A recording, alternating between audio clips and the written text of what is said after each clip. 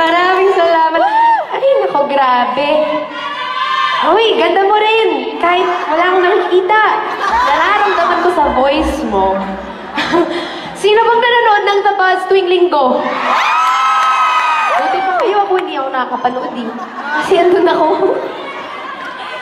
Sino po yung nanonood ng Simply Casey?